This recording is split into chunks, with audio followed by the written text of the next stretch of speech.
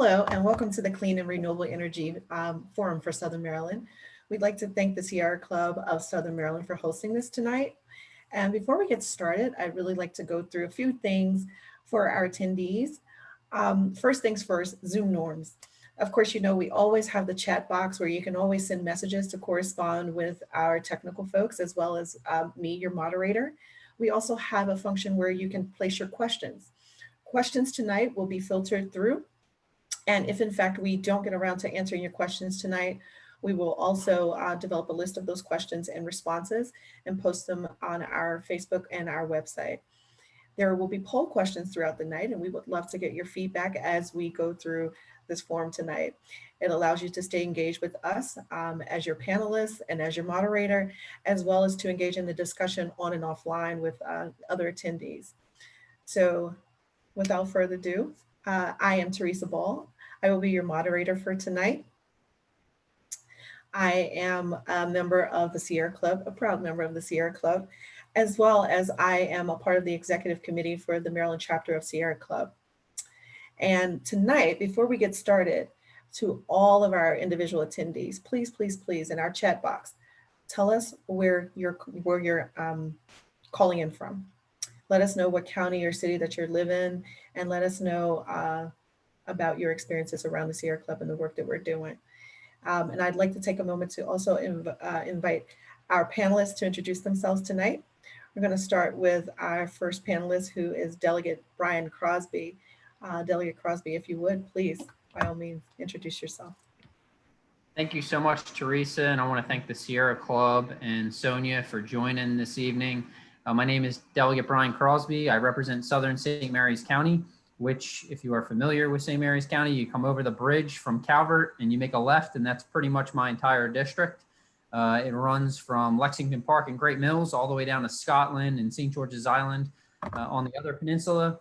We're home to Pax River Naval Air Station, which employs about 22,000 people. We have St. Mary's College, historic St. Mary's City, and I proudly represent SMECO, which I'm sure we will talk a lot more about this evening. But I have a great working relationship with both CEO Cox as well as Tom Dennison, who is a tireless advocate for our area. And there are a lot of benefits to being in a cooperative, but I don't want to steal all their thunder. I'm sure that Sonja will get more into that, but I am proud of the relationship that I have. And I think we all should be proud of the energy company that we have down here in SMECO. So thank you so much for everybody for having me, and I look forward to talking policy and taking some questions. All right. Rosa Hance, you're up next. Hey everyone, I'm Rosa Hance. I'm the Maryland chapter chair of the Sierra Club. I'm a resident of Great Mills, which means that in addition to being a member of SMECO, I'm also a constituent of District 29B. And want to recognize that the area that we are talking about tonight is part of the ancestral homeland of the Piscataway peoples. And I'm here as a mom. I'm all here as an advocate, an activist, and I'm also here as a proud owner of rooftop solar on my home. And we also exercise our customer choice for any of the seasons in which our rooftop solar does not, we do not capture as much energy as we use during that season. We source our remaining energy from wind power. So I'm so excited to be here to talk with everyone tonight about, what is clean energy? How are we going to use more of it? Because the energy sector is the just after the transportation sector in terms of the largest sources of pollution, and so that's a big concern to me for health and climate reasons. And I'm so grateful to have wonderful colleagues to speak with tonight and answer any questions from our audience from the advocacy perspective, and also practical questions, although I'm not here giving any promotional thing of any kind. So thanks everyone for coming. Thank you. And Ms. Sonja Cox, please introduce yourself. Hi, good evening. I'm happy to join you all And my name is Sonja Cox. I'm the president and CEO for Southern Maryland Electric Cooperative. I've been in this role since March 1st. So I took over just before the whole pandemic started. But I've been with SMECO. January 11th will be 22 years, and I spent most of that time as the chief financial officer. So I get very involved in our power supply portfolio, our energy efficiency programs, our renewable energy contracts and projects. And I'm happy to be here and looking forward to the session tonight. Thank you. Welcome, welcome.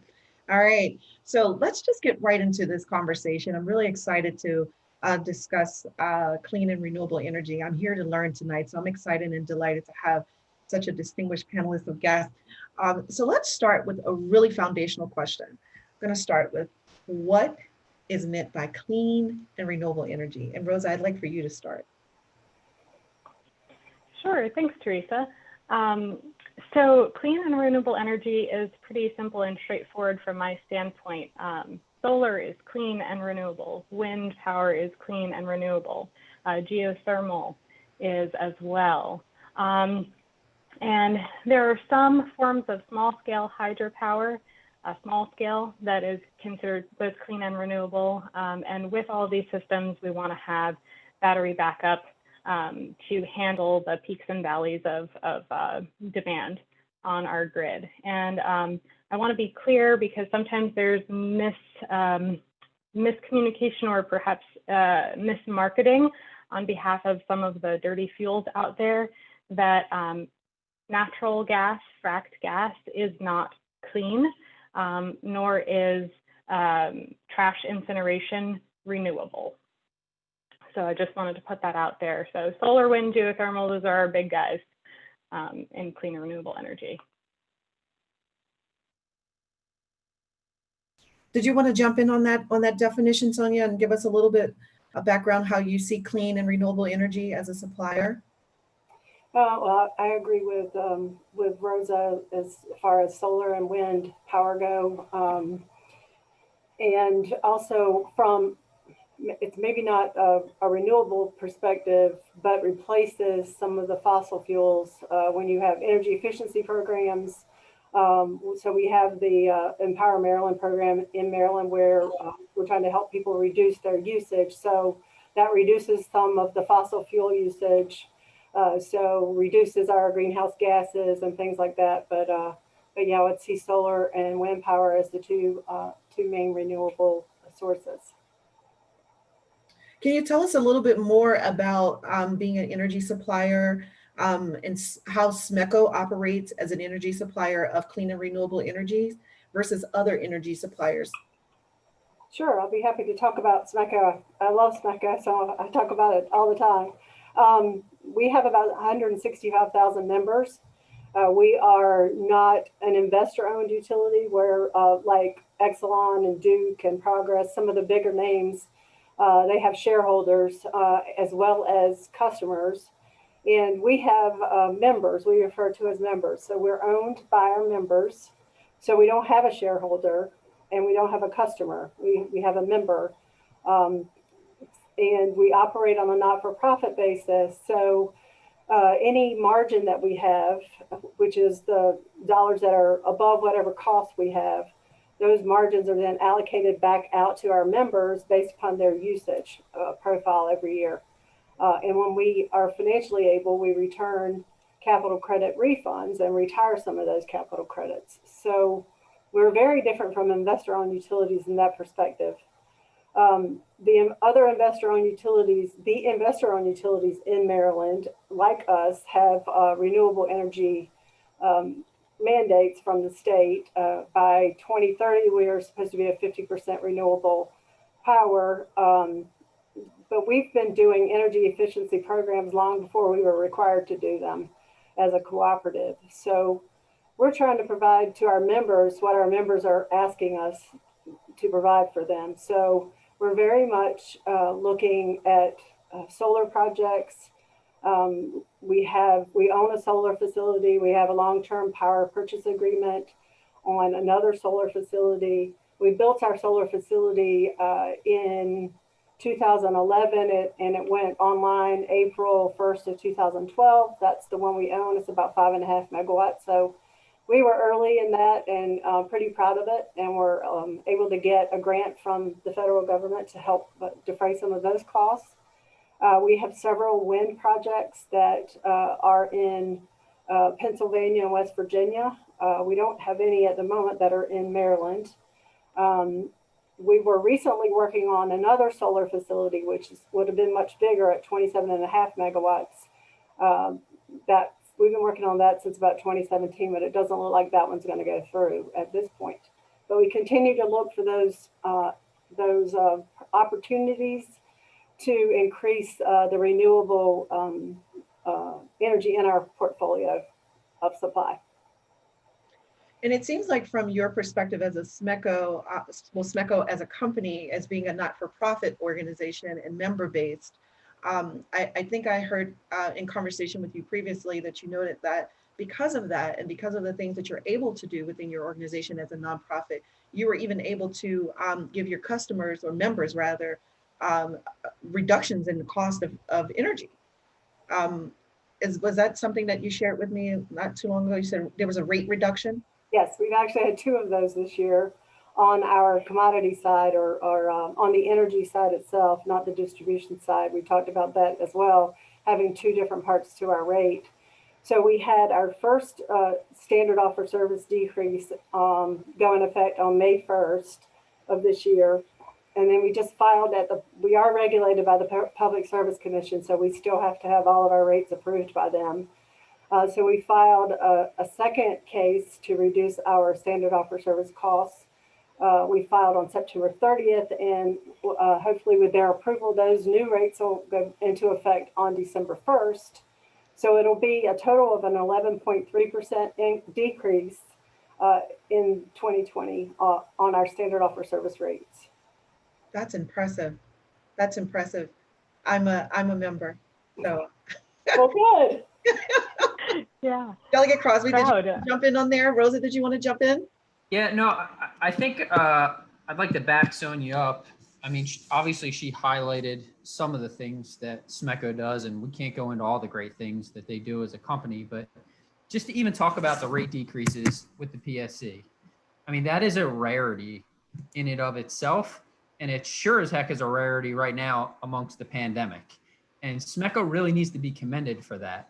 So it's not even just the BGEs of the world that will consistently go in front of the PSC. And for many of you who don't know what the PSC, Maryland has this weird way to regulate prices in the state of Maryland. And it is a commission. I believe there are 5 commissioners on it. In fact, former state delegate Tony O'Donnell from 29C is actually one of them. The chairman is Chairman Jason Stanek, who comes in front of my committee, which I probably should have mentioned at the outset. I sit on the Economic Matters Committee, which hears energy policy and decides energy policy for the state of Maryland. And they come in front of us quite often. And I would say more often than not, those individuals, the commission, are often citing how energy companies and even other co-ops like Chop Tank are constantly filing for rate increases. And we're trying to find policies to make energy more affordable in the long term for Marylanders. And what I find is that, you know, after having numerous conversations with Tom Dennison, who I mentioned at the outset, is that SMECO is the leader. And usually the recipe or driving the formula for how we're going to move forward and proceed, you know, in the state of Maryland. They're obviously invested in us. We own, I mean, that's one way to think about it, is that me, little old me, who I live in a row home in Great Mills, I'm part owner in SMECO, as opposed to BG&E, which is constantly driven by a 3-month cycle to deliver profits to their shareholders. It's a completely different mindset from the beginning. And so I think that is something that, I can't tout that enough, but the policies and the steps that SMECO has taken are unprecedented. And I'll give you the best example. I was talking to Tom earlier today. SMECO is going to be the first energy company in Maryland to offer a 100% green SOS, which is standard offer service, which is essentially what, when you sign up for energy, that's the default. That's what you go into. And now you'll have the opportunity to almost go into a clean and renewable 100% green SOS when you sign up. So I think that it is policies like that that are incredible, and we should be highlighting and touting. Wow, that is awesome news. Hopefully our attendees are listening to this conversation very closely. And if you aren't in Southern Maryland, then shame on you. No, I'm kidding. No. Hopefully, hopefully this can be an opportunity for folks in other areas to learn from what we're doing here in the area. And yeah, I can't overstate this either. I mean, the idea that member owners can contribute, have a say. I mean, SMECO has an annual meeting. You can go. Anyone, you don't have to own a home in order to be a member. Renters, anyone who pays into into the system has a voice, and I think that's so important. It's a far cry from the investor-driven, profit-driven model, and very exciting stuff is happening. Yeah, I would think about it like this too. Is like, name me another energy CEO that is on a call with their Sierra Club. I mean, I think Sonja should be commended for that. I mean, and I really do. Like, you'd be hard pressed to find 10 in the country. And so, I think that speaks to volumes about the policies that she has led and tried to drive forward in the sector. And I also think it speaks to, certainly it requires courage to come out here, but for her, it's probably just another day because she's doing the right thing. So I think that she really should be recognized for that. I appreciate that. I appreciate you saying that. But as I said earlier, we're a member-owned cooperative, so it's my job to represent all of our membership, and Sierra Club's a big part of that. So I'm happy to be here, and I'm glad that you all invited me to come. I would like to follow up on one thing that Delegate Crosby said. We did file for a green SOS, was very happy to do that, and got support from the Sierra Club in that endeavor. They were able to file some comments in our favor. Ben Hance was able to do some testimony in front of the PSC. The PSC approved that green tariff for us. Unfortunately, right now it's being challenged in the court system by RESA, which is the Retail Electric Suppliers Association. So we're waiting to see the outcome of that before we can actually move forward with it at this point. But we're still out there, we're still on it. I'm still in contact with Ben, so I appreciate you all providing us assistance with getting that through the PSC approval process. It sounds a lot like SMECO is really a community partner, right? So it's not some giant sized corporation that we don't have access to. I'm fairly new to Charles County, and I've been here for a year, and I actually received in the mail an election ballot for the board for SMECO. I was blown away by that. I came from Baltimore. I was living in Baltimore, where BGE actually provides our energy there. You get to choose your energy supplier there, but it's still profit-based and it's driven by money. So in this case, the fact that we're even getting rate decreases is unheard of. It's unheard of. My bill has went through the roof in Baltimore. So I'm really happy to be a part of this. Anybody else have any additional things? I'm sorry, Rosa, did you have anything else you wanted to share?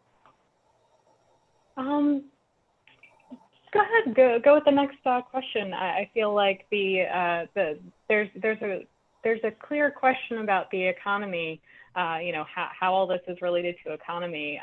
So if you, keep going, this is great. Yep, that's the next question, and that's exactly where we're going. We're really, I wanted to really get to the heart of the matter of what's the big idea about clean and renewable energy, and how is this beneficial to our economy, people in Maryland, particularly, of course, Southern Maryland, and our environment. I want to be able to talk about some of those things. So, Rosa, please jump right in and start banging away at that question. Sure. Well, I think it's super important to note that in 2020, for the first time ever, we are seeing that clean and renewable energy investment is more affordable, is cheaper than investing in new fossil fuels.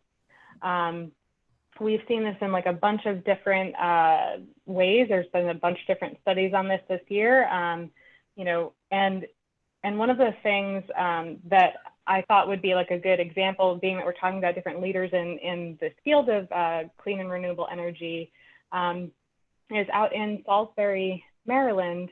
The mayor made a commitment to power all municipal buildings with 100% clean and renewable energy, and did accomplish this earlier in the year, or late 2019, I guess. And it was to the tune of $225,000 savings per year. So it is economical. So that was my big thought, my big share. That's amazing. That's an amazing thing. Delegate Crosby, did you want to jump in on that?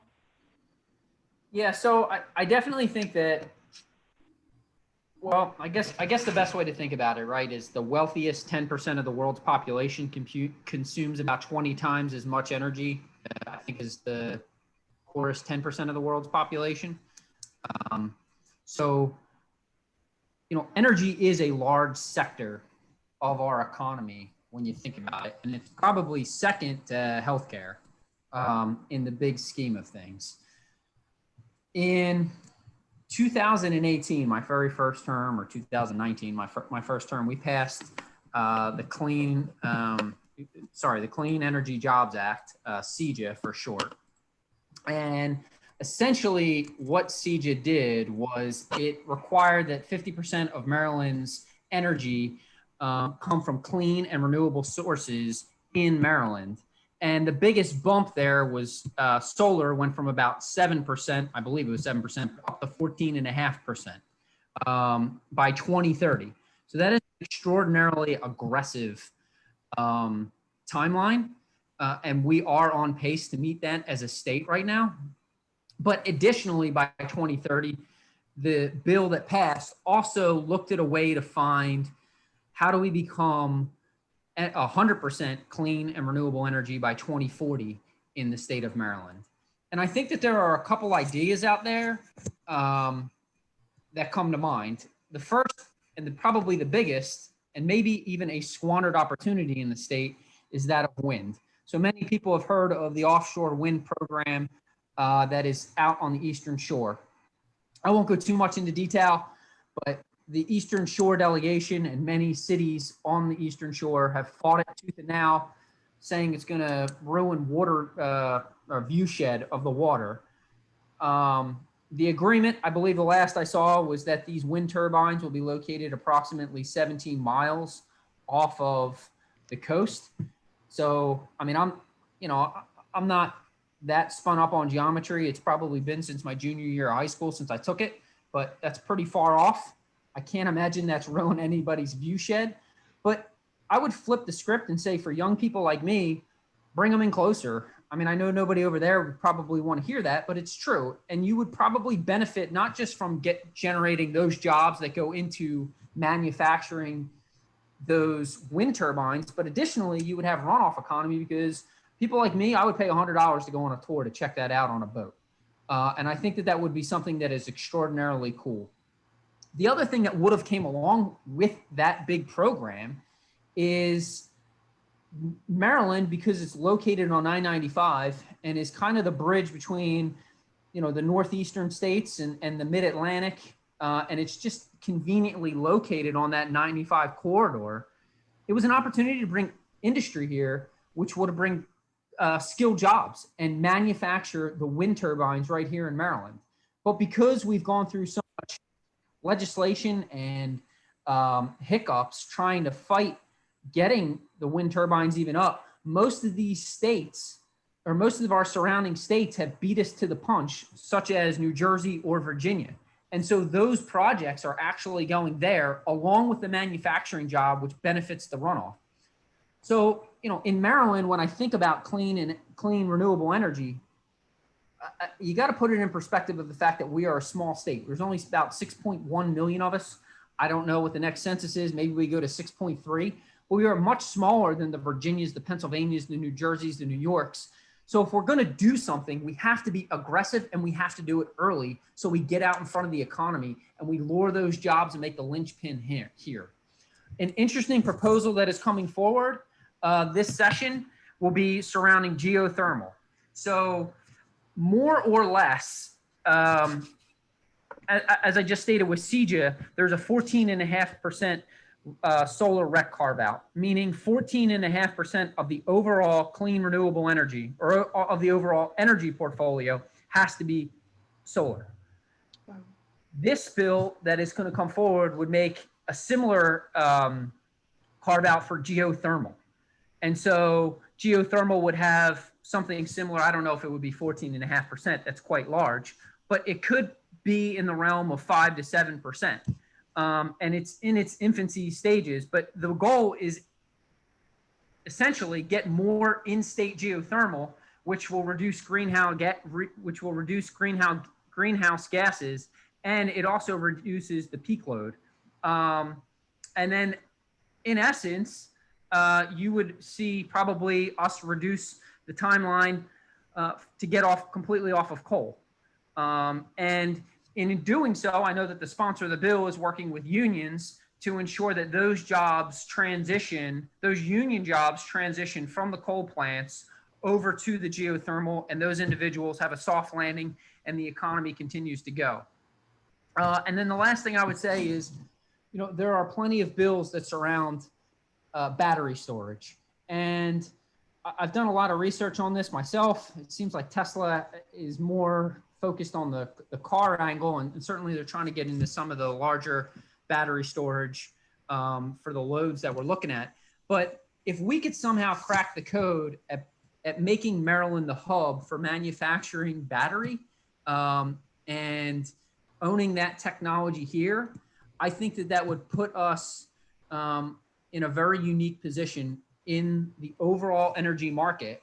And we would definitely lead the country in that niche production, which, when you start thinking of places that took off quickly, it would essentially make, if I can make an analogy, it would make Maryland almost like the Silicon Valley has tech. We would then have battery storage. And I do think long-term, there is that large of a market globally that if we were to produce it here in Maryland, that is billions of dollars and really good high paying quality jobs that Marylanders can count on in the future. And as we transition, it would be fortuitous that we get out in front of that. Okay. Rosa, did you want to jump in and talk a little bit about clean and renewable energy in Southern Maryland and Maryland in general, and health effects or benefits, things like that? Sure. I have to say, Brian is making a great case here. Delegate Crosby knows his stuff, and I agree that it's so essential that we get out ahead, right, and become leaders in the field of clean and renewable energy and all that comes with it. Because, well, as you asked, it's not just the climate, it's actually our health. Fossil fuels are not just dangers for the nebulous term of the environment impacts us and what we breathe in, what we drink in, even the discharge from cleaning those coal scrubbers, that ends up in our rivers, that ends up in our seafood. It impacts things that go into our body and that, that we rely on, even if it's not necessarily on our radar. And right now, during this pandemic in particular, I feel like it's highlighted and emphasized the dangers that we're in right now with our predominantly fossil fuel infrastructure, contributing to all sorts of health effects from preterm birth, miscarriages. We have a huge asthma and COPD and other different respiratory illnesses that our population is. I believe that Baltimore leads the nation, and Maryland in general leads the nation in respiratory illness-related deaths. It's not a good look for Maryland, and it's something that we should. That's not the leading edge we want to be on. We want to be a part of the solution to this health problem, and I think that it's really important that we keep that as our focus. That, economy, health, environment, it's all linked. So yeah, that's what I'll say about that. Okay. Teresa, I wanted to sort of chime in on the battery storage conversation. Also, just renewables in general. Just as I mentioned, we built our first solar farm back in 2012, and from my perspective, I've definitely seen the cost of building a facility come down. The panels themselves, the inverters, all those costs have come down as we've built more of these facilities. So whether we're looking to build a facility or to have a long-term purchase power agreement, you can see those costs have come down over the years. The same thing has happened with wind energy for certain.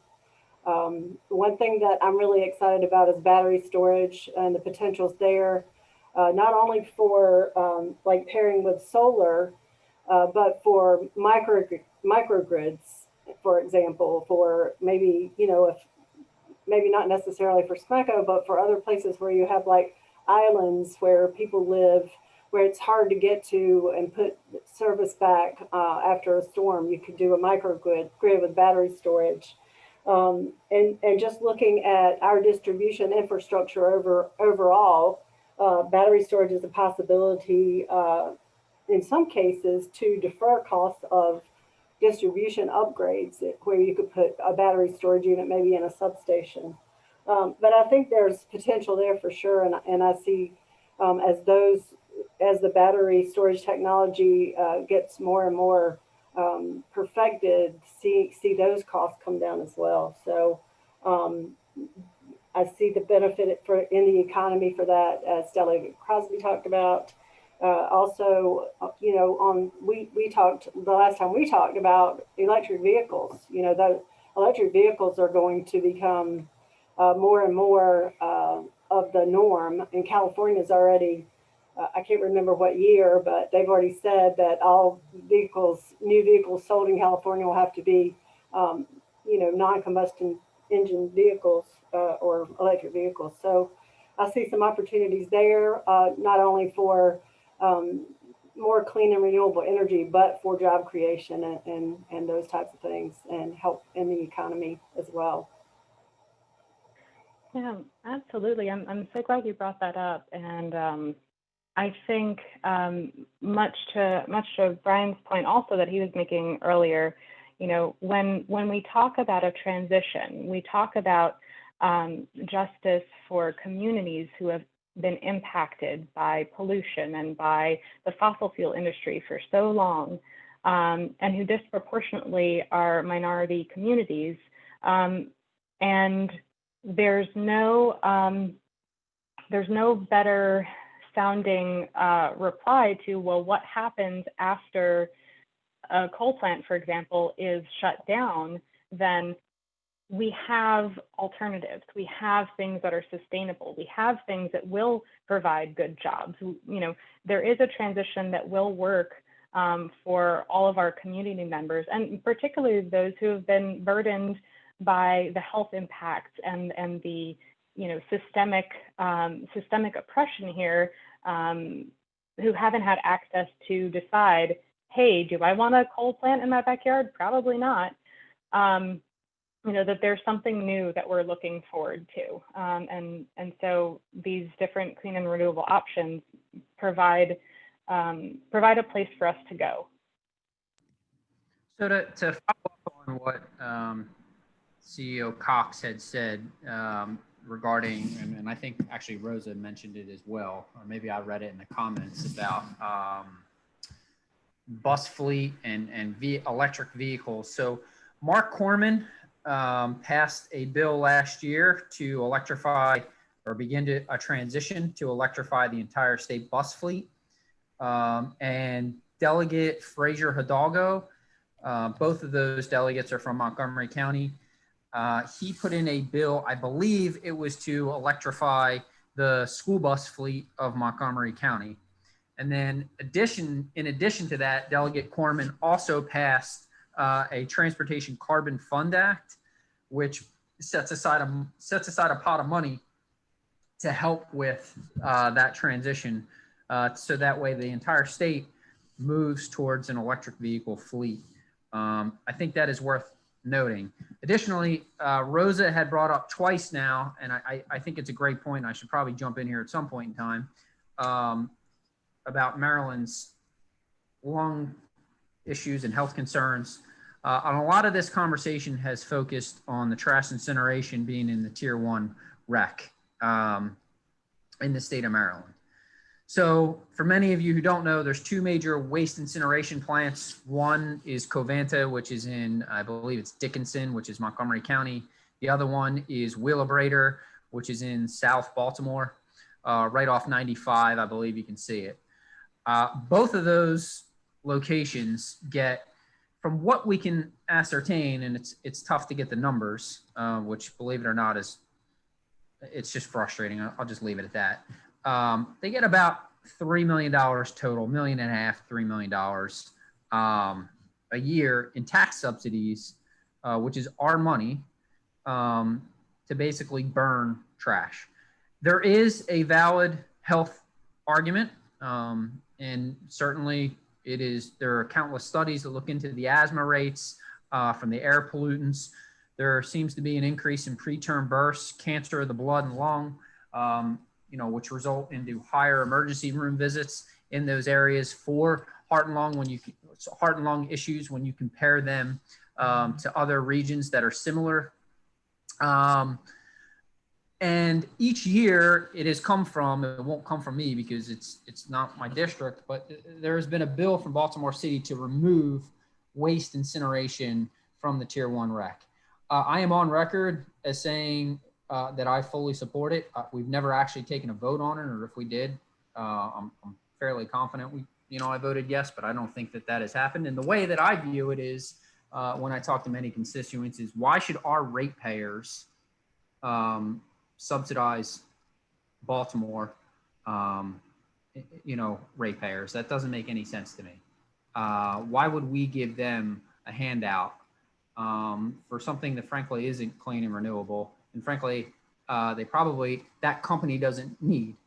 And, I've often brought up in the hearings, I think both years I've been there, it was Delegate Nick Mosby. And I'm not sure who is going to bring that bill back this year, but I am positive somebody from Baltimore City will bring it back, has brought the bill forward. There's probably, let's just say, a dozen or so people that testify in favor of it. And then Wheelabrator comes in behind and testifies and says, they're going to have to close their plant. And, they're having all these mental health issues at work because of this tax subsidy, which frankly, I just don't buy. But I do think it's funny that, if you Google the CEO's house of Wheelabrator, not trying to hate on the guy, but he's got $1.5 million house on some river in New Hampshire.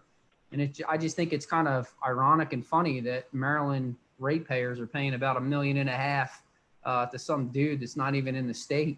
I mean, I would probably have a lot less heartburn with it if he were somewhere on the St. Mary's River, but he's not. So, or maybe if he was in Baltimore near the incinerator. Yeah. So. Right, but we all know no one wants to live next to that. Exactly.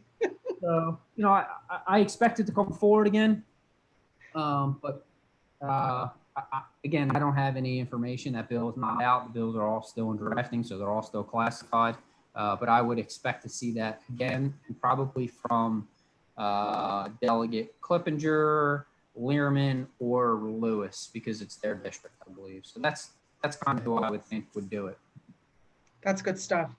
That's good stuff. And Yeah. we're rolling right into the conversation about legislation and renewable energy sources as it pertains to our state. Rosa, did you have anything else you wanted to jump in there and talk about?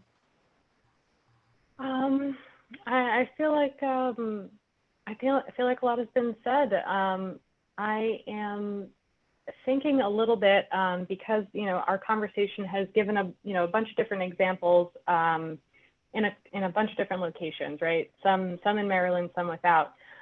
Just kind of as a reminder to folks out there wondering, what is it that's in Southern Maryland in our region? CEO Cox brought up how SMECO, as a member-owned co-op, has a solar field in our territory here, which is awesome. But unfortunately, also fossil fuel, investor-owned, corporate-driven, out-of-state owned companies like GenOn own 2 coal-fired power plants that are just upriver of us on either side.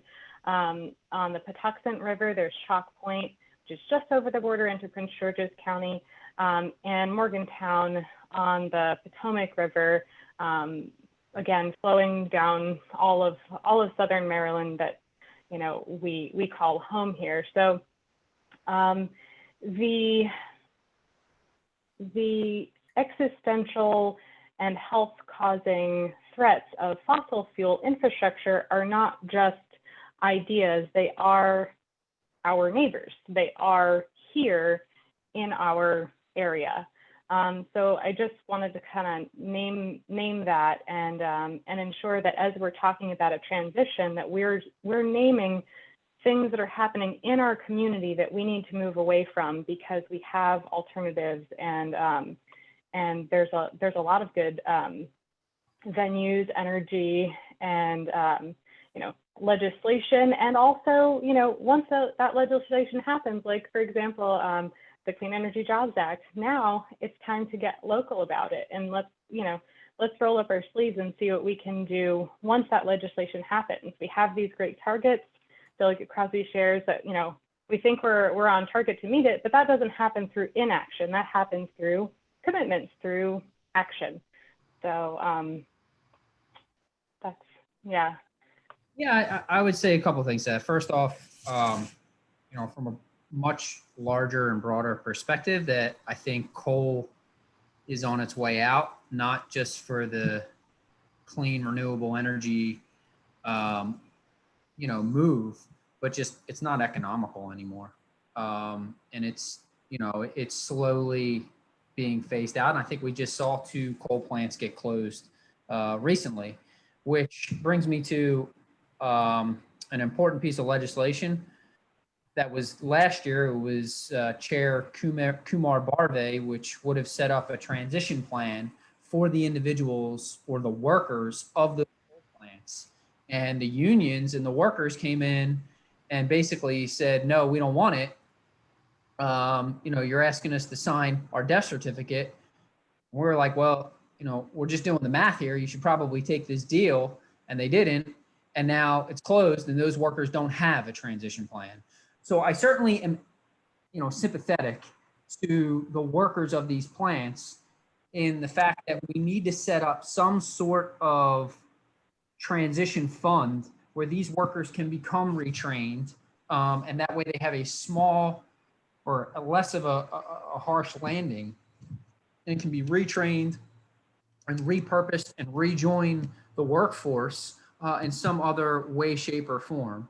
Additionally, Sonja had mentioned that SMECO tried to establish another solar farm in Charles County, and it was blocked largely by the current governor's administration.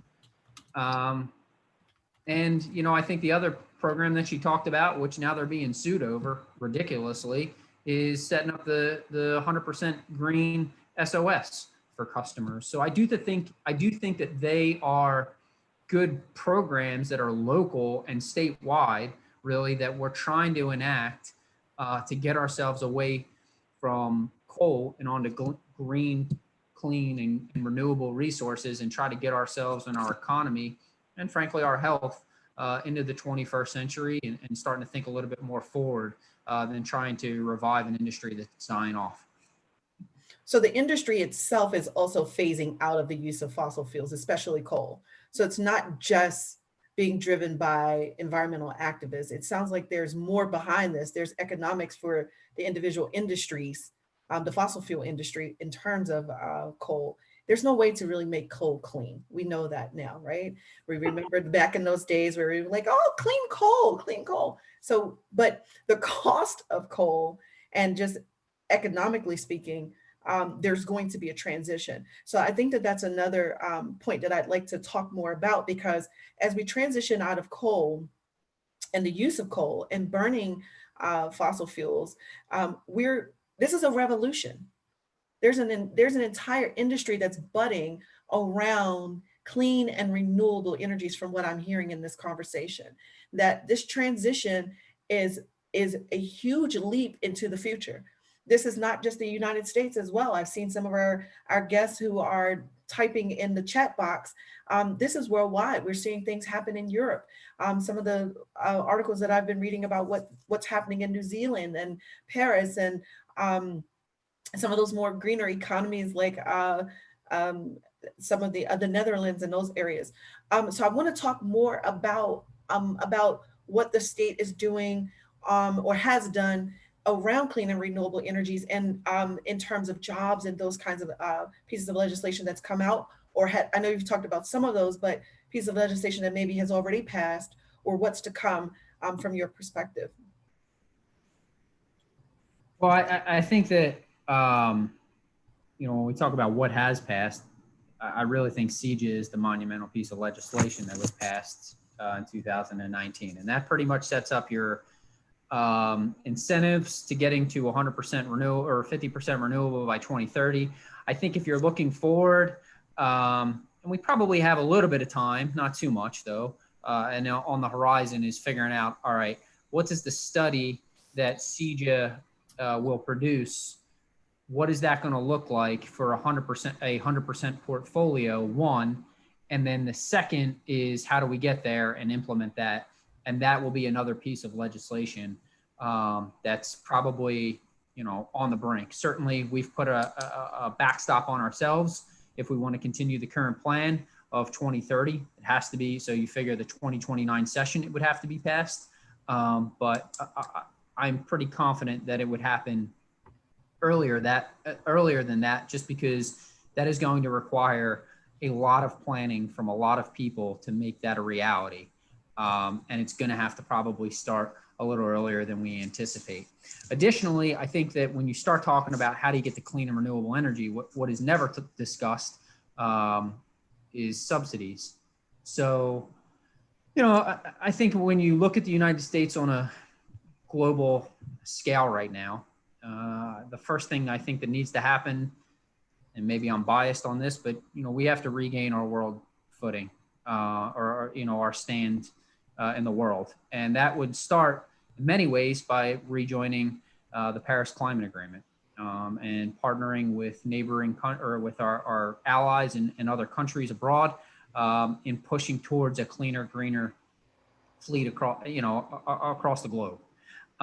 But internally for the U.S., I think that this industry serves as a perfect example of how you can do it with subsidies. So, I mean, at one point, people were burning wood, and then oil came along, and the government, because people didn't want, enormous energy bills, subsidized oil, and then coal became cheaper. So the government subsidized from oil to coal. And now, it's almost like right in your face is you can just subsidize right from coal to green, green energy and make that cheaper so it can compete on the market, because it is not a free market. Despite whatever BGE continues to tell me, like they take a crazy amount of subsidies, or oil companies in general, maybe not BGE directly. I mean, yeah, they do, but like Exxon, whoever, they take an insane amount of federal subsidies, which keeps their prices down, which makes it more challenging for wind, solar, hydro, whatever else you want to throw out there to compete. And so when people tell me, oh, well, I would get green energy if I could afford it. I would just say that, yeah, if the government didn't necessarily pick winners and losers, or if they did pick winners and invested in the right type of energy, then it would be more affordable. Because frankly, I mean, I know that I'm in a Sierra Club meeting here, but I don't think most people care. Like, they would prefer to be on the green plan, but if you talk to the everyday American, they just want the cheapest plan. And so if we make the greener plan and put our values in front, I guarantee you 95% of the market will just follow. Make America green. Yeah. How about that? But, I guess that's, I don't know. You got me all spun up. I don't even know what time. I like it. I like it. CEJA. You use an acronym, CEJA. Can you tell our listening audience what CEJA is? Yeah, sorry. So that's what I was trying to explain earlier. It's the Clean Energy Jobs Act. And that is the piece of legislation that passed my first session, 2019, that said Maryland will be 50% renewable energy from in-state sources by 2030, and has a 14.5% solar rec carve out and incentivizes wind a little bit more. And additionally, it creates a study to figure out the plan to get us to 100% by 2040. Wow. Sonja? Yeah, I just kind of like to comment on that a little bit, because we've been talking about like taking action, and I believe that 50% by 2030 is doable, but there's some things that there's some partnerships that have to be formed. There's permitting issues. That's what happened with our 27.5 megawatt solar farm that we couldn't build because we couldn't get the permits for that. So I mean, there's a lot of different state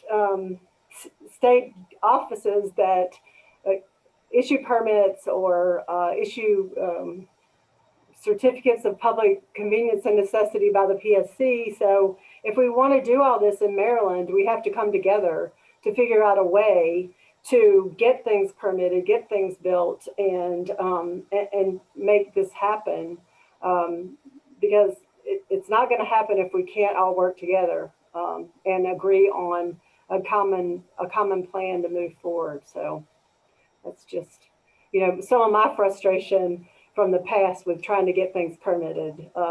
It's not just the state, but it's the county and it's the local government in your area, and they all have different requirements. And it's the Maryland and the MEA and those types of things. And you got to deal with all of those different agencies and try to get something done. And it does get to be quite frustrating at times. And then there's the PSC, so that can be frustrating as well. So. But we have good working relationships with all of them, and we try to work through our issues and come out on the other side better for it, and with stronger working relationships to boot. So we'll keep trying and doing our part. Okay. Rosa, did you want to jump in? I was just thinking, it's like alphabet soup here. We've got the PSC, CEJA, we're talking the MDE, the Maryland Department of the Environment. I see in the chat over here we have the SOS. So the SOS is the standard offered service.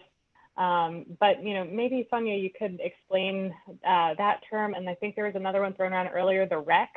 For folks that this is all like probably a lot of mumbo jumbo, terminology, but it's all for good purpose, right? So sorry about that. I try to be better about the acronyms, because they become kind of second nature after a while.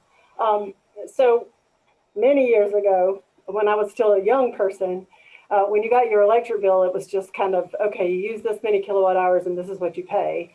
So when the state decided to move, I'll make this a quick explanation. When the state decided that Maryland was going to become a retail choice state, which means competition for the energy portion of your bill, not the distribution portion, the poles and wires, those still belong to the utility company. So when Maryland decided that you could compete for the energy portion, they came up with this term called standard offer service, which is the term for the commodity or energy portion of SMECO's bill. We are considered to provide the standard offer service, because we can't compete with retail choice We're not allowed. We're considered the provider of last resort. So say 165,000 of our members wanted to use a retail supplier, like you mentioned earlier, Rosa, with your, I think you guys use one of the green energy suppliers. So if all 165 of our members decided to do that, and then they changed their mind, we would take them back because we love our members, but we have to take them back per the legislation. And we're considered the provider of last resort. So we use SOS as the term for the commodity portion of the bill. And the REC is a renewable energy credit. So if you don't have the actual physical facility like a solar farm or wind, but you have, or you don't have a purchase power agreement for the actual energy coming out of one of those, then you can purchase a renewable energy credit from a different generator, somebody who does own one of those solar facilities or one of the wind turbines, or an aggregator who has taken all of the rooftop solar and aggregated those together to come up with the renewable energy credits. So I promise to try to do better and not use so many acronyms. Oh, no worries. I'm just giggling because I think we all do it. And like, you know your own acronyms better than the other people's acronyms type thing. Yeah, so what you just explained actually in my mind, and hopefully this is helpful for some other people thinking about their own energy bills. Like, so there would be like the standard offer service, and then there's actually like the distribution part, right? So that's separate. So it's like the commodity, the energy itself versus the distribution. So for example, since my solar panels are still drawing from, at night, I might be drawing from the grid if my battery backup doesn't have enough after a power outage or something. I still need to be able to be connected to the grid. I still draw power from the grid, but it all, it all evens out eventually. But how does it even out eventually? That's where all these acronyms come in, right? The renewable energy credit would be what I get because when we produce extra energy, then it goes and it becomes part of this and the REC program. Does that sound accurate? Because I feel like this is a program that might be confusing for folks. Yeah, it's just let me give a couple little nuances. So you are considered a net metering customer because your meter runs forward usage when you're drawing from the grid or from buying from SMECO, and it runs backwards when you are putting excess energy out on to our wires and poles, or our wires rather. So you are a net metering customer. You don't create the renewable energy credit that I was trying to describe. So SMECO, as a distribution utility, has to have a certain amount of our total usage as renewable energy.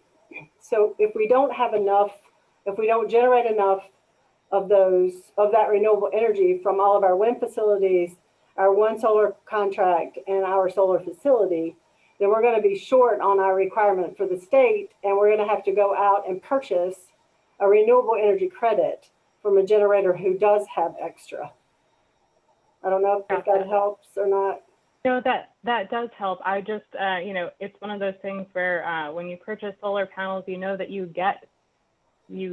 have RECs somehow, but as far as how they're used after that, but I think it's on the installation, and it just becomes part of this renewable energy market for later on, but very helpful. Yeah. So see, even questions from fellow panelists. So your panels, whoever your developer would take what your panels produce as a renewable energy credit or a REC and aggregate that with others. And it's very possible that SMECO could have a contract then with that developer to purchase those renewable energy credits. I don't know how it looks on your side with your contract between you and the developer. That's a different issue. We have some great questions Sure. from our audience, guys. But before we get to the questions, I just want to take a few minutes because I think this is really important to talk about something that's happening on the local level. I know that St. Mary's County has a solar task force. I'd like for someone to jump in and just talk about that a little bit and what that means on a local level and what's being attempted to be done there. Rosa, you want to jump on that? I'll be quick. I think it's really exciting that St. Mary's County has begun this solar task force because like we've been talking about, this is a complicated field with a lot of different permitting processes and so many different puzzle pieces going in. So I'm excited that our county is taking a proactive stance in kind of nailing down some of these issues and getting to a place where we can be consistently saying, yes, solar, yes, solar. So I know that SMECO has a member though that's on the task force. So perhaps you'd like to kind of take that to the next level. Yes, we were, when they put the task force together, they did ask for representation from SMECO, and we're happy to do that.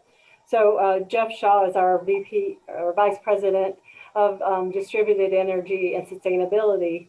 And that's, that's what he does, is look at solar projects and help our members who want solar panels on their homes.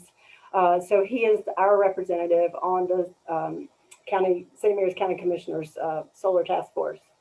I think they're just kind of getting stood up good, and then the pandemic happened. So I need to catch up with Jeff to see what's going on with them at this point. So the objective of the solar task force is to look at solar for what is it? What is the task force? What is the objective of the task force overall, right? Can anybody speak to that? Just like what they're really trying to do here? I think they're trying to examine how to efficiently install solar within St. Mary's County. Okay. And I talked to Bonnie Kellenberger yesterday about it. One of the cool tools that they want to come out of this is a GIS, which is Geographic Information System, which is basically like a huge overlay of, okay, here is where you can put solar in St. Mary's County. Is more or less what they're looking at. Okay. All right. Are there any other local initiatives that that we want to talk about before we try to transition into questions? Something I know that we talked a little bit, Sonja, you talked about some wins and things like that were happening through SMECO with some of your larger energy users, your commercial users. And I know that there's some wins there. I want to give you an opportunity to talk about some of that just in case we have some representatives from large energy users on the line. Sure, I'm happy to do that. We partner a lot with we have what we call key account representatives, and that's also Jeff Shaw, I mentioned, that's his group as well. So that's a lot of our larger commercial loads. So we have programs through our Empower Maryland program where we work with we work with residential and small and large businesses to try to help them use energy more efficiently so they save money on their electric bill. We reduce greenhouse gases, so it's a win-win. And we do a lot with commercial accounts. I use grocery stores, I think, a lot as an example because they have a lot of refrigeration, which uses a lot of energy. They have a lot of coolers. So we're able to help them get more high efficiency, like coolers and freezers.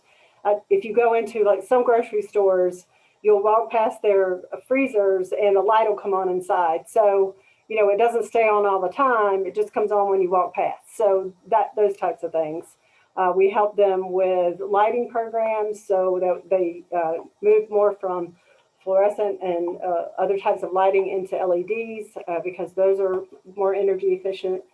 And then we have some of our larger commercial accounts that have actually put solar panels on their rooftops. There's a big furniture warehouse in Waldorf, and I believe they have about a 1 megawatt system actually on their rooftop. And then we have other schools that we've worked with to put in solar panels down in St. Mary's County and other counties.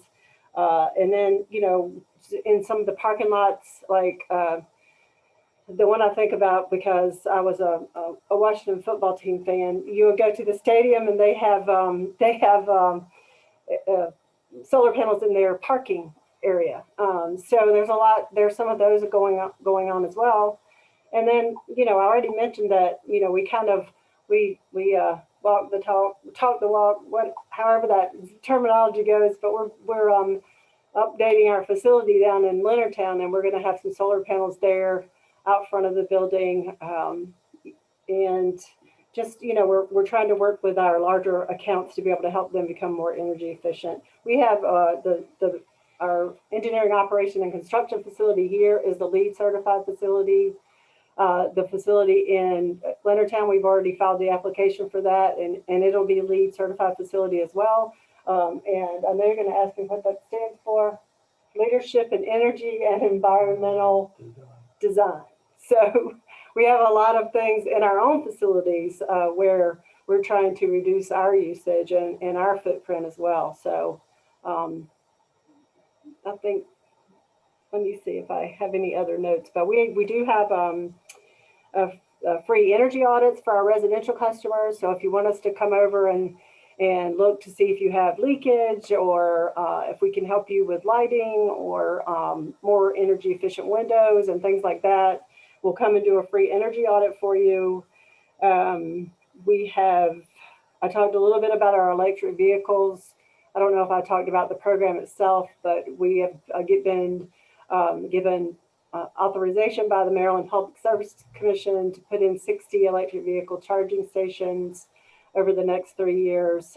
12 of those will be the DC fast charge stations, and the other 48 will be regular chargers. And those will be in public areas, public government facilities. So we're still trying to work out some of those contract details, but we did get our first install done at the Leonardtown Library, or we're in the process of doing it. So we're excited about that. That's really exciting. So you guys have a lot of great stuff going on at SMECO.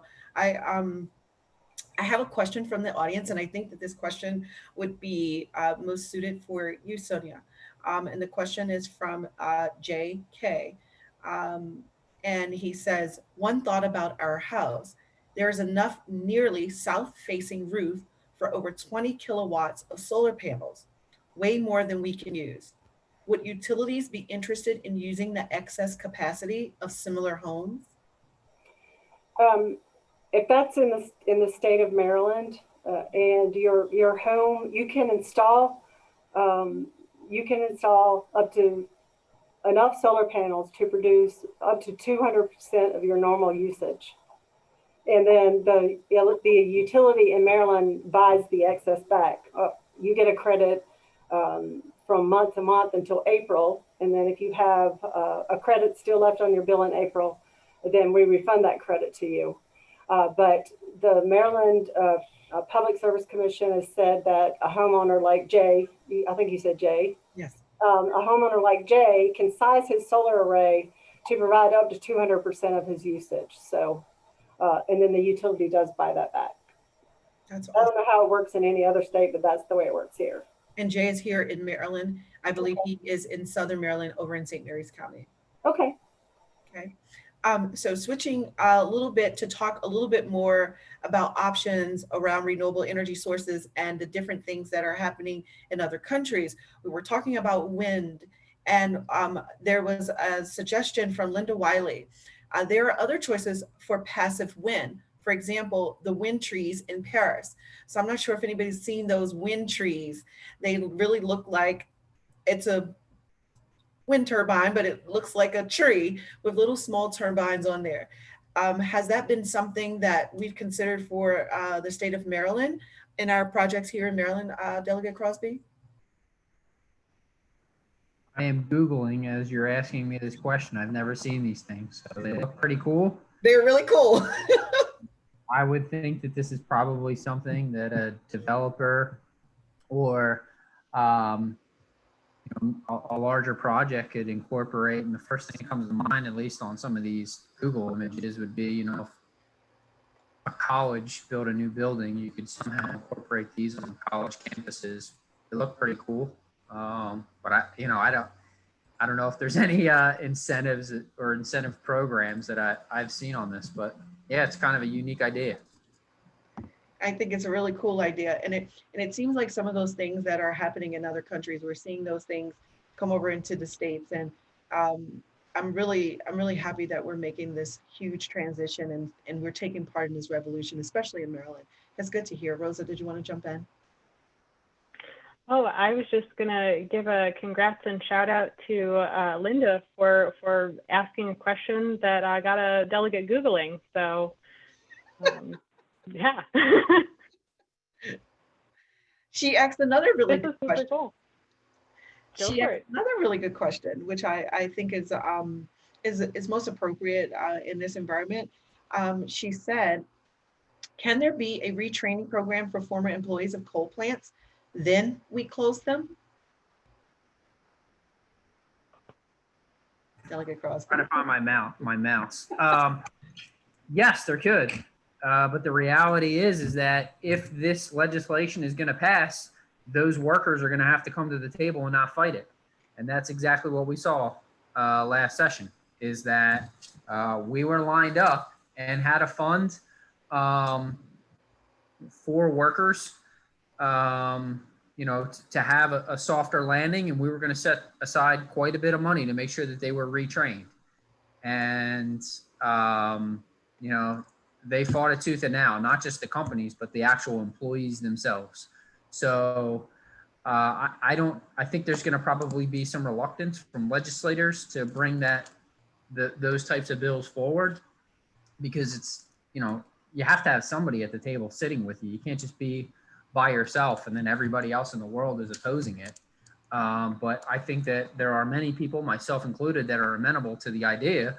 And we want to make sure that these individuals, you know, still produce in society, still have a part in our economy, and still have a personal identity and can provide for their families. But it's certainly going to require them to come to the table and just look at long-term projections and trends to get there. I agree. I think it's really important and critical that we, and I've said this many times in many of the forums that we've had over the course of the summer, early fall, that educating folks on what this transition looks like, what it feels like, and where we're going as a state and as an economy is really critical, because change can be scary. People can be reluctant to change. And this just means something new. It doesn't mean that energy is going away. It's just a new way of providing energy. And we'll still have workers in the energy field.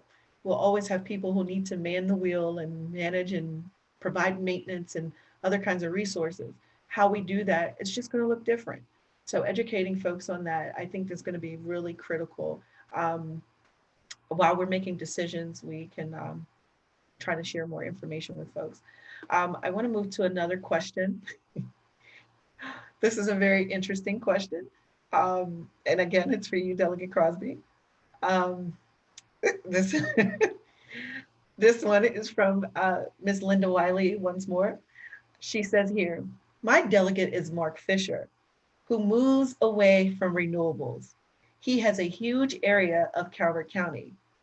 Does Mr. Crosby have any influence with him? Well, he sits on my committee, so maybe in a friendship capacity, maybe long term. I don't know. The House of Delegates is controlled by Democrats, so I think one day maybe I'll have a chance of being in leadership position, and maybe I'll have a little bit more influence over Mr. Fisher than I do today. But no, I don't. To answer your questions, short, sweet, and to the point. Nudge, nudge. Make friends with Mark Fisher. For the record, I like Mark. I think you at least know where he stands. And he's a character, he's funny, and he really is a genuinely nice guy. Whether we disagree on policy, that's a whole different thing, but I do get along with him. All right.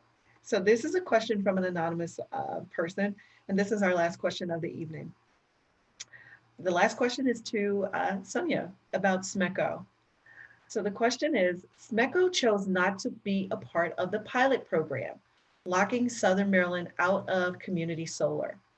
What is SMECO's plan to work with community solar? When will it be allowed?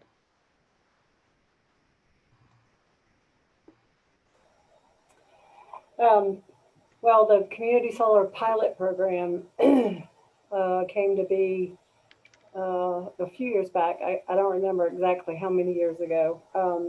It hasn't seemed to gain much traction anywhere in the state, but your anonymous question asker is correct. SMECO did choose, we tried to participate in the program.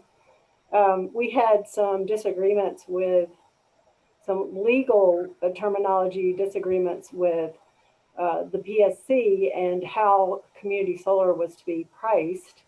So we filed at FERC and asked for some clarification on that as to whether or not FERC thought that the way it was priced was legal. FERC chose not to get involved, and we chose not to proceed with the pilot program.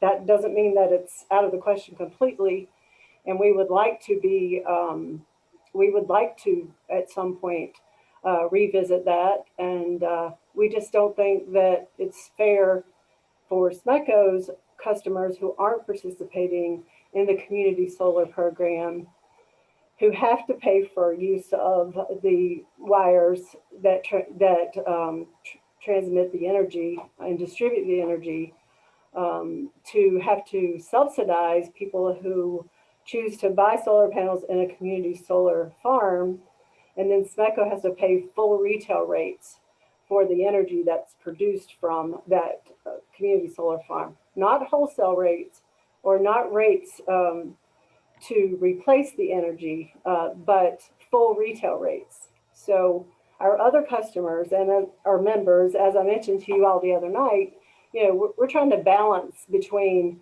all of our members' needs all the time.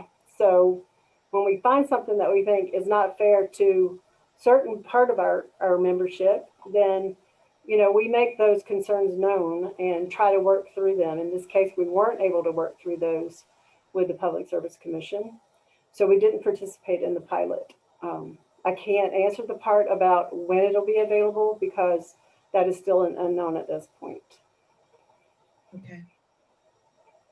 Thank you so much. This Sure. is a great discussion. And we're wrapping up. Unfortunately, we're in our in our home stretch.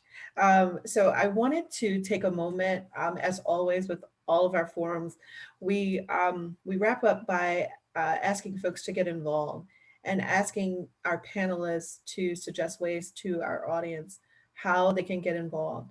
So I'm going to start with Delegate Crosby on how folks can actually get involved in the work that you do. Yeah, so I think there's a couple things. The first is you have an idea. I think that we're pretty involved and actively engaged in the community, and we are approachable. You know, I have a small team. It's not a million of us, but there's a bit of us that are willing to work with people on legislation that you would like to either propose or that is being proposed and you'd like me to support. I always try to reach out to constituents in my district just to kind of gauge how the district feels about an overall topic. That could be from clean energy to police reform to, you know, you name it. I mean, food subsidies. So, you know, don't feel intimidated. And I encourage you, the easiest way is to provide feedback and opinion. You can go to my website. It's BC, Brian Crosby, BC 4, the number 4, MD is in Maryland.com. And if you click submit on the form there, that email gets forwarded directly to all 5 members of my team, including my own personal email.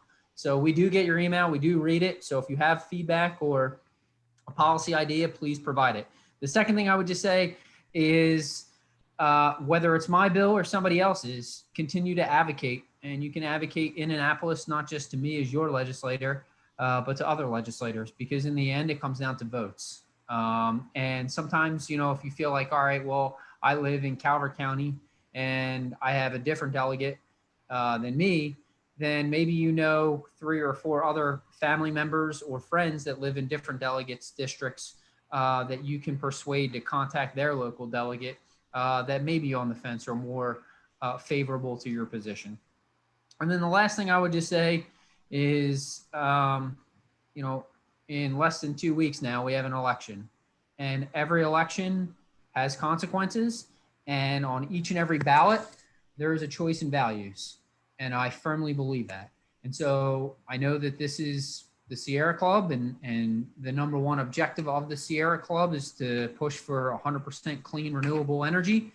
And that starts with electing policy makers that hold that same value.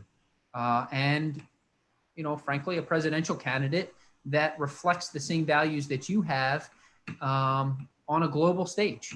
And that is, you know, across the board, whether it's the Paris Climate Agreement or, you know, being favorable to our allies in Japan and Australia, or working with Iran to, you know, quell a nuclear program. All of that stuff matters. And there is a reason to vote on each and every election.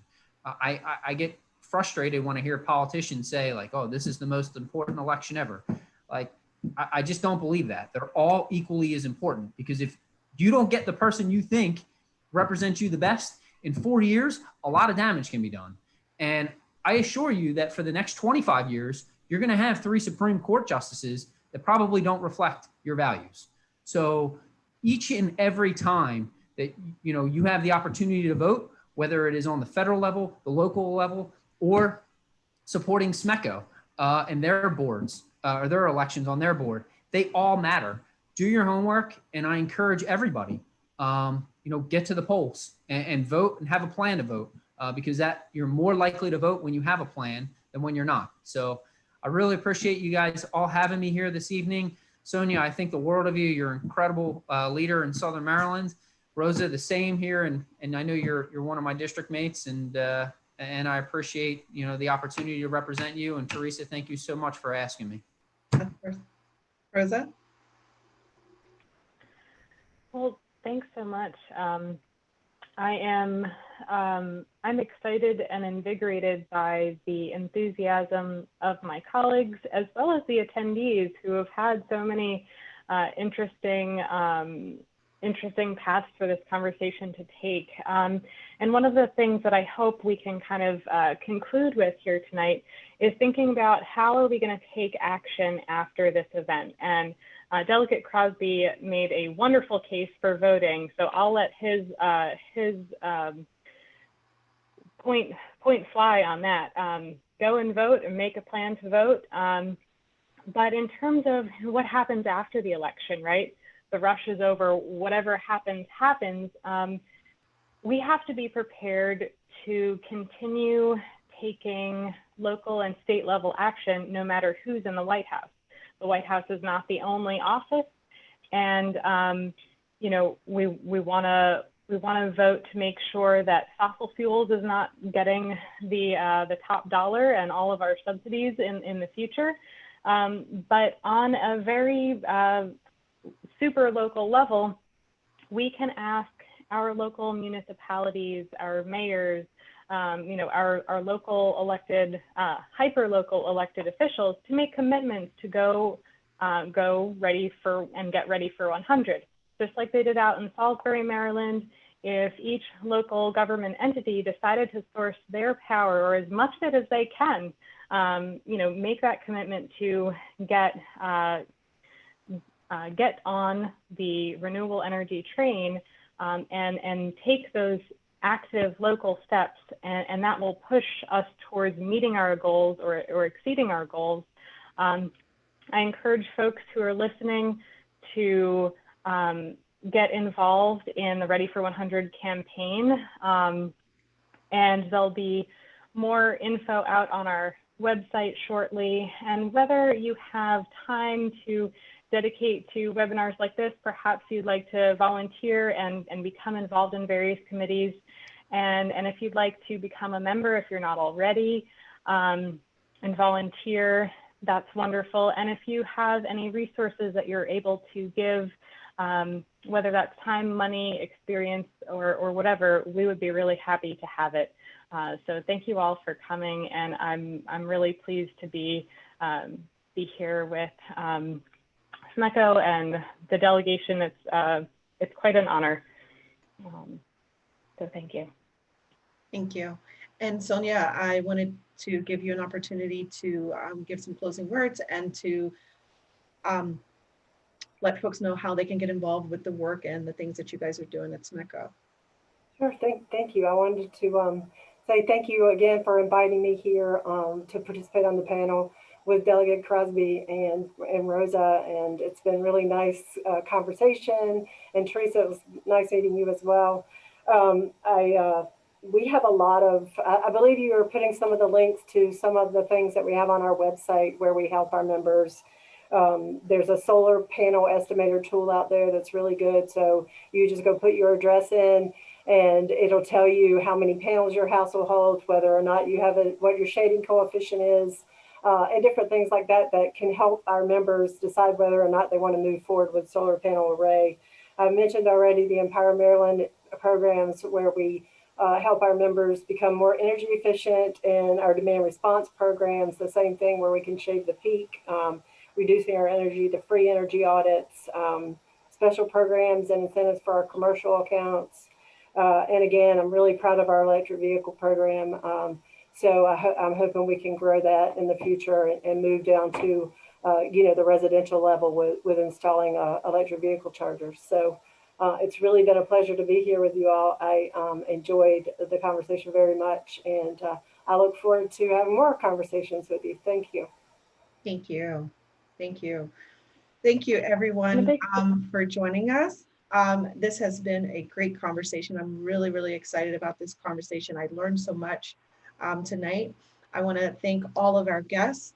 And before you go to our guests, just as a parting gift to us, if you would just take a moment to put a word or note in the chat box tonight to let us know how you best would describe tonight's forum. So hopefully we get thumbs up. Great, awesome, those nice things. So to each one of you, each one of our panelists, thank you so much tonight for having me as your moderator, allowing me to sit with you and learn and to engage with you. I'm looking forward to another one of these series of forums coming up, hopefully starting next year in January. So the Sierra Club, we're powering through this. I'm happy to be a part of the Sierra Club. I wanted to say thank you again to everyone who was here tonight, and we appreciate you being here. So thank you, good night, and don't forget to vote.